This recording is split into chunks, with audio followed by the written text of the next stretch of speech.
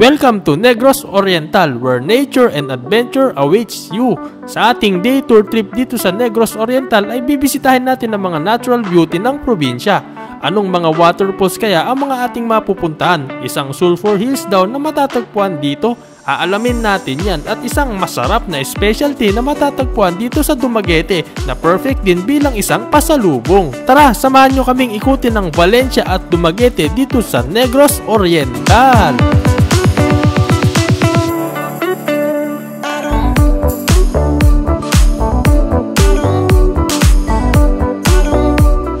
Bago natin puntahan ang Negros Oriental, alamin muna natin kung saan nga ba ito. Ang Negros Oriental ay matatagpuan sa Negros Island Region, kung saan dito din matatagpuan ng Negros Occidental at ang Siquijor. Dumaguete City ang kabisera ng sentro ng probinsya. Mula Maynila ay bumiyahe kami ng eroplano upang marating ang Dumaguete City at dito ay mag-i-stay tayo ng isang araw. Quick tour lang muna ang ating gagawin dito at kalapit bayan nitong Valencia. Buwan naman sa ating trip ngayon ay ang Kataal World War II Museum na matatagpuan dito sa bayan ng Valencia. Itong museum na to parang collectible siya ng mga World War II paraphernalia or World War II items na tinago or naiwan ng mga either Japanese forces or US forces.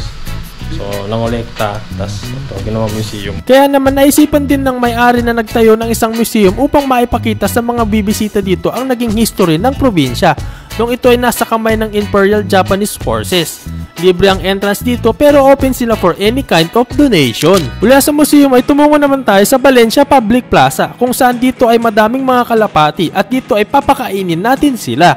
Sanay na ang mga kalapati dito sa mga turista kaya alam na nila kapag may magpapakain kaya talagang dudumugin ka nila. Tinutukan ng aming mga palad dahil sa dami nila pero masaya ang part na ito kaya wag niyong papalampasin kapag nandito kayo sa Valencia.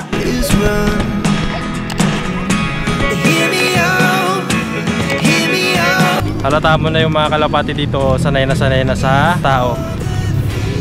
Diba? Madami oh, kinakain namin lahat yan.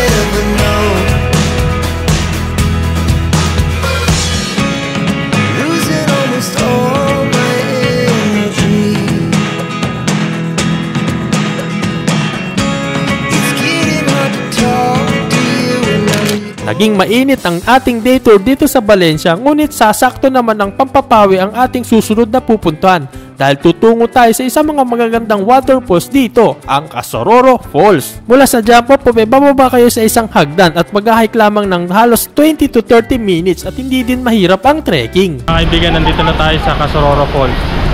Isa yata to sa pinakamagandang falls na napuntahan ko. Grabe, ayan siya oh.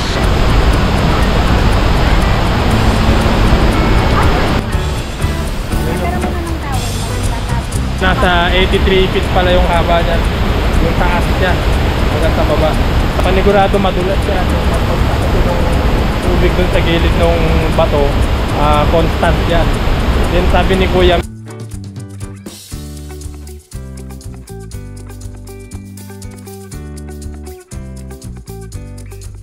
nung nakaalis na ang unang grupo na bumisita dito ay nag-quick dip na kami sa falls. As usual, malamig ang tubig pero malinis. Medyo may kalaliman kaya ang iba yung pag-iingat na lang din sa mga hindi marunong lumangoy, kagaya ko. Perfect spot din ng falls para sa inyong IG feeds kaya huwag kakalimutan ng pangmalakasang picture dito. Pagkabalik namin ay nagutom na kami at walang problema dahil sa jump off ay may restaurant dito na pwede ninyong kainan.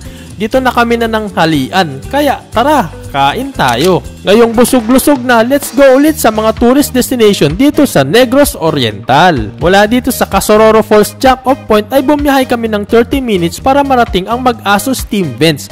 Along the highway lang ito kaya hindi siya mahirap puntahan. Dito tayo sa may sulfur vent. So yan, nakikita nyo umuusok. Grabe.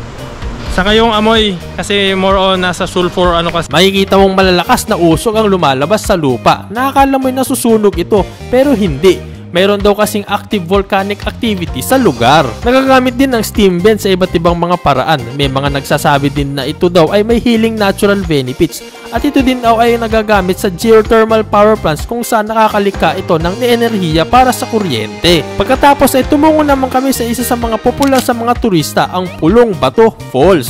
May entrance fee din dito na 100 pesos at meron din mabibilan ng pagkain. Hindi din mahirap ang pagpunta sa mismong falls, kumbaga walk in the park lamang siya. Tayo sa Pulong Bato Falls, nakikita nyo maraming mga parang almost reddish yung kulay niya. On red. Hindi ko alam kung nasa epekto ng sulfur o nasa sulfur content, pero sabi naman nila pwede namang maligo. Kaya yun, kaya siya tinawag din na Pulong Bato Falls kasi yung mga bato na nakapaligid sa kanya nagkukulay red kapag ka napasa.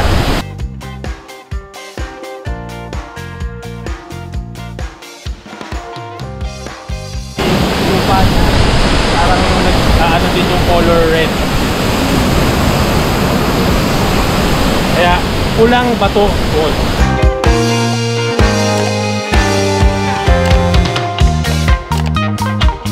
Hindi lamang yan ang attraction sa Pulong Bato dahil katabi lamang nito ang maliit na waterfalls pero malalim na pool, kaya dito kami nag-decide magbabat kahit saglit lang. Ayos din dahil konti lamang ang mga tao nung bumisita kami dito, kaya nakakapag-relax at nakapag-enjoy kami kahit papano.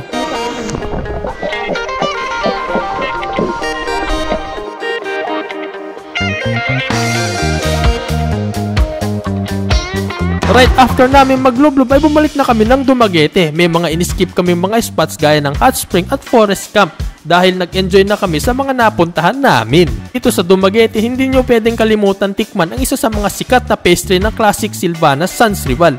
Located lang ito sa Rizal Boulevard. Classic ito dahil ito pa ay mula pa noong 1977 na ay tayo at ang Silvanas ay gawa sa buttercream at kinot na dinurog na kasoy. Malutong at matamis ito at madaming mga flavors na pagpipilian gaya ng strawberry at chocolate. Panalo ito bilang isang pasalubong sa inyong mga kaibigan at mga mahal sa buhay. Sumaglit din kami sa St. Catherine of Alexandria Cathedral, isa sa mga iconic at classical landmark dito sa Dumaguete.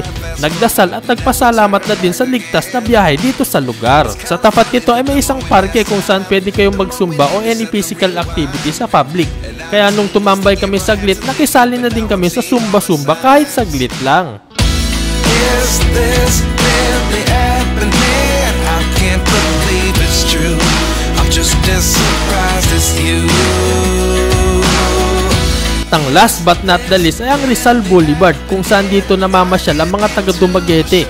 Panalo ang lugar na ito para sa mga gustong magbuni-muni, mag-jacking o yung tamang pasyal lang. Lalo na kapag gabi dahil maliwanag ang lugar nito at may mga makakainan din habang kayo ay naglalakad sa boulevard. Naging ruta din ito ng expedition nung unang panahon kaya hindi lamang ito isang pasyalan kundi isang historical landmark din. Madami pang pwedeng puntahan dito gaya ng Silliman University, food trip sa Dumaguete Public Market at ang Negros Oriental Provincial Capital.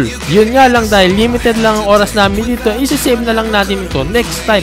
Mabilis man ang aming pagbisita dito sa Negros Oriental ay sure naman kaming naramdaman namin ng mainit na pagtanggap sa amin at ang makita ang mga nagagandahan nitong mga lugar na talaga namang kanilang taas noong pinagmamalaki. Sa tayo ng Metro Manila at currently sasakay na tayo ng aeroplano Cebu Pacific dito sa Dumaguete.